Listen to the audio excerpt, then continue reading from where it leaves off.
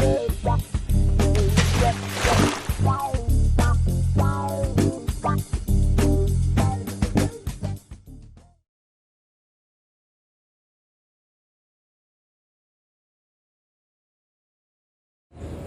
there. So one of the things that we realized is that a lot of students sitting for the ICA financial reporting paper fail over the years, especially when we look at the last 3 examination sittings. To be specific, when we look at May 2018, look at November 2018, and then just ended May 2019, the failure rate of the ICA examination for financial reporting has been really very serious. Now, let me crunch the numbers with you. In May 2018, for instance, less than 57% of students scored 40%. In November 2018, less than or more than about 60%. Let me take that again. In May 2018, about 57% of the students scored less than 40%.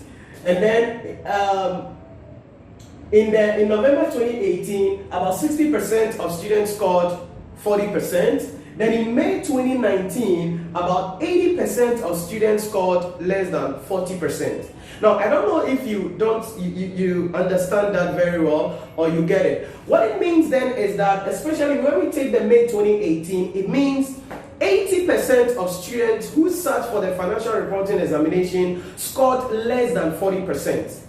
80% of students who sat for the examination scored less than 40%. Now, so that got me thinking a lot. And if you want to bring that into perspective as well, it means for every 10 students you take on the average, 8 of them scored less than 40%. It means only 2 people scored more than 40%.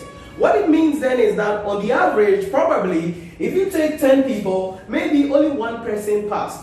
And that is serious because I then decided to go further into the examination, examiner's reports, and find out what has been really the problem, what has been the suggestion of the examiner, what has been the challenges that the examiner sees students going through. And so I want to discuss that with you in this short video, because I believe that if you don't understand what is going on, if you don't understand why there is a large or a high increase of the number of students scoring below 40% throughout the last examination sitting, then that is going to affect you a lot, so that you won't fall victim in November 2019 and beyond. So that is what is happening now. So the big question is, what has been the reason? Especially May 2019, 80% of the students scored less than 40%.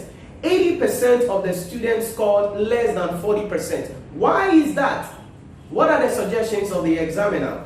So from the examiner's report, I gathered a couple of thoughts, which I'm going to be sharing with you. In addition to that, I'm going to also add a couple of things that I believe you must do so you can increase your chances of passing the examination, so you can move ahead with your career and become a chartered accountant as short as legitimately possible. The first thing is that candidates are not prepared and ready for the exams. Now, this is for the examiner, from the examiner's report.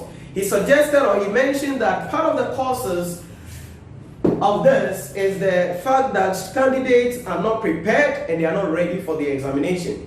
And this is true across, because when you check, many students don't work hard. Now, this cut across other subjects as well. Many students don't put in the work, many students don't study, many students don't do anything. They wait and about 2 weeks to exams, about a week to exams, because before they start to be serious about their books. This is very dangerous because, you see, when you accumulate a lot over a period of 3 weeks, 3 weeks, 3 months, and then 3 months, 2 weeks, what happens then is that during the period of 1 month, you are looking for a magic pill. But the truth of the matter is that there is nothing like a magic pill for the professional examination. There is nothing like a magic pill. So this is where you see people attending a lot of intervention classes. They've heard this person, lecturer A, doing it at this place. They will go. They will go and pay 50 Ghana, attend. They will go to lecturer B, doing here. He's charging 100 Ghana. They will go. Then in the 1 week or 2 weeks, they will attend like 5 or 6 lectures, all in the name of intervention to prepare for the examination. Listen to me carefully. If you are a participant of that kind of thing, that is why you are failing the exams. Because anybody that engages in that, chances are the person fails the exams a lot of time. So you must understand that if you are going to prepare, if you are going to pass the exams, you don't wait 2 weeks to the exams, 1 week to the exams, and start looking for magic pill. There is no intervention class that you will attend that you will be given any magic pill that will help you to pass the examination.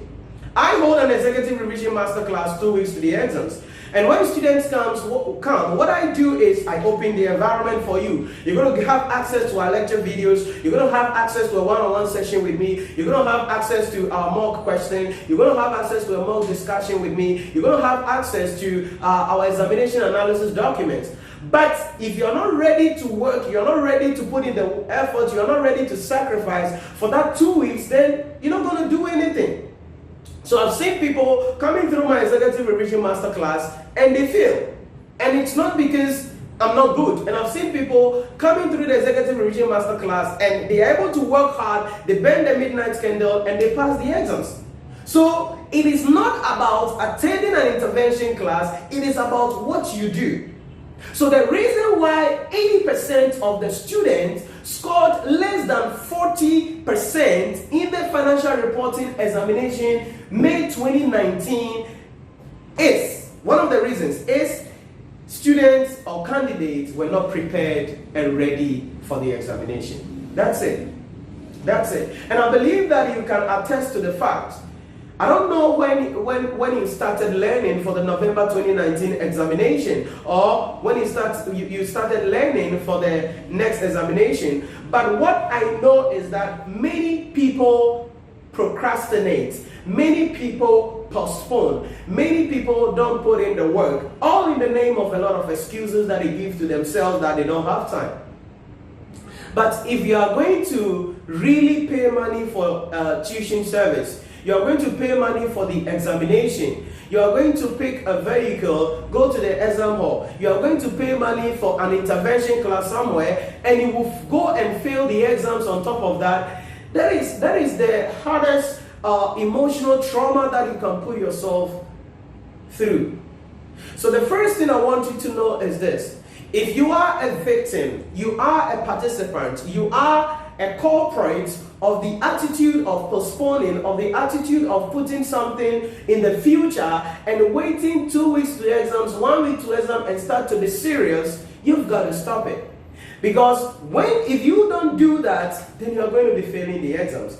Now, even though I'm talking about financial reporting, this thing cuts across in all the subjects. It's cut across in all the subjects. Students are not doing well, pass rate is not going up, pass rates are always coming down, and students are always not prepared for the examination. So the first thing you have to do, if really you want to avoid this attitude, you want to avoid the emotional trauma you go through, then you've got to prepare.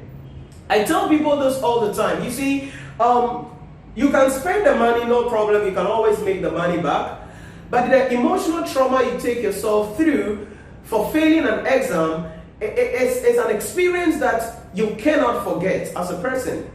You see, many people write the exams, they fail, they write again, they fail, and they give up. So we've seen a lot of students, they are like, the ICA exams is difficult, so they stop doing the ICA to go and do the MBA.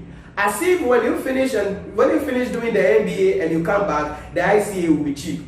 They finish doing the MBA, they come back, and they realize that the thing is the same way. So it is not about the ICA exams being difficult. It is your ability to sit down and study throughout a period and position yourself to pass the examination. So that is what you got to understand. If you have to pass the examination, if you need to prepare well and be ready for the exams, then you have to put in the work right now. I mean, start today. Stop postponing. Stop procrastinating, because when you do that, you are actually putting unnecessary pressure on yourself. Now, I have a philosophy that 1 week to the exams, and on the day of the exams, you must move with swag, literally, you know. When I say you must move with swag, what do I mean? It means that there is no pressure on you, you are calm, you are not tense, like emotionally you are stable, you are not fearful, because you've studied over the period, and so you are confident in yourself, you are confident, you trust in your memory, you are confident in the work that you've done, that you will be able to pass the exams. But 1 week to the exams, 3 days to the exams, 4 days to the exams, on the day of the exams, people freak out. People are feeling fear. People are anxious. People are scared. People are afraid. Some people even don't eat in the morning. Some people literally even faint out. But if you are going to really work on yourself, you are going to be ready for the exams, then one thing you need to do is to position yourself in such a way that you can pass the exams. So the question I ask is, are you ready for the exams? Are you prepared for the exams? If you go and write the exams, is it something that you're going to pass? If it is not something you're going to pass, then don't even try it. Don't even try it. Another thing I see about students' unpreparedness for the exams is that many students have sat for the exams before, and they are resitting the second time or the third time. And they have a mindset that, oh, I have sat for it before and I know everything. Listen to me. If you register for an exam and you sit for the exams and you fail, it means you don't know anything. That's it. That's it. So you've got to start all over again. That is where a lot of people who resit the exams, the probability of them passing is low, and they fail again. And some people fail. Now, I'm not saying this to remind you of your pain in case you have experienced that in your life, but I'm just telling you that it is not about the exams being difficult, it is about your unpreparedness and readiness for the examination. If you're going to postpone, if you're going to procrastinate, if you're going to delay the things that you're supposed to do right now in order to help you to be ready for the exams and pass the exams, then you've got to put in the work. You've got to put in the work. So that is the first reason, key reason why students fail the examination. They are not ready for the exams. They are not prepared for the exams. The second thing that the examiner raised concern on in relation to financial reporting, and this enormous number of people failing the exams, is lack of understanding of accounting standards and double entry. Lack of understanding of accounting standards and double entry. Now, I know you will agree with me that financial reporting, corporate reporting is based on the understanding of financial reporting standards and the double entry principles. Many students don't understand the accounting standards. Many students don't understand the double entry. So a transaction is given, an error is committed, or an accounting has to be made, or an extract of financial statement has to be made, and students cannot even interpret the accounting standards.